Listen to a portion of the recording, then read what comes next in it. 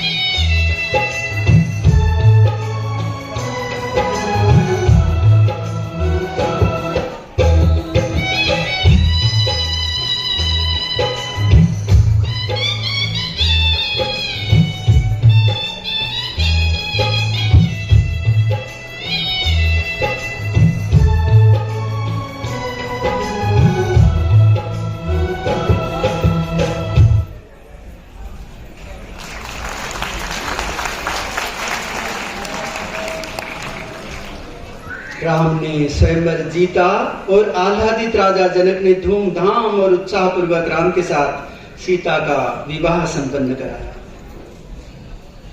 जैसे जैसे चारों भाई कुछ बड़े होते जा रहे थे, उनकी उम्र भी धीरे धीरे ढलने लगी थी। दशरथ की उम्र भी धीरे धीरे ढलने लगी थी। अब राजा दशरथ को राज्य शासन करने, अपने राज्य की सीमा विस्तार करने, युद्ध लड़ने में थकावट सी महसूस होने लगी थी।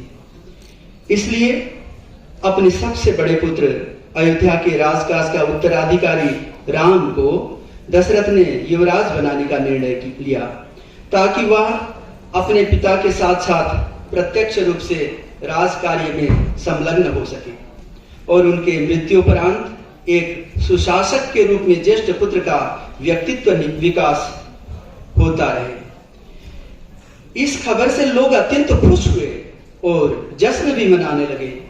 इसी बात की जानकारी देने के लिए राजा दशरथ अपनी प्रिय पत्नी कैकेयी के पास पहुंचे, परंतु दशरथ की इच्छा और आशा के विपरीत कैकेयी ने दशरथ से प्राप्त होने वाले 2 वरों की याद दिलाते हुए अपने पुत्र भरत को राज सिंहासन सौंपने अथवा युवराज बनाए जाने की मांग की और इससे भी बढ़कर राम को 14 वर्ष की अवधि के लिए राज्य से निर्वासित कर वनवास भेजने की भी मांग रखी। राजा दशरथ ने अपनी प्रिय रानी कैकेयी से ऐसे हृदय उदारक वर न मांगने की विनती की, परंतु कैकेयी अपनी मांगों पर अड़ी रही।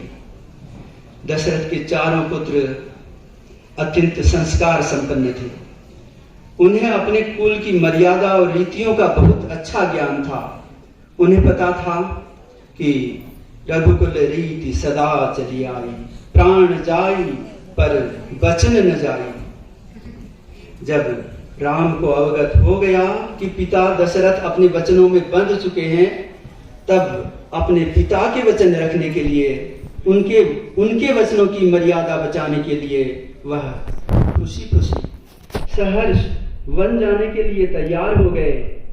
घुटनों के बल अपने माता पिता का चरण स्पर्श करते हुए, उनका सादर सम्मान करते हुए राम ने महल के बाहर कदम रखा और वन के लिए निकल पड़े।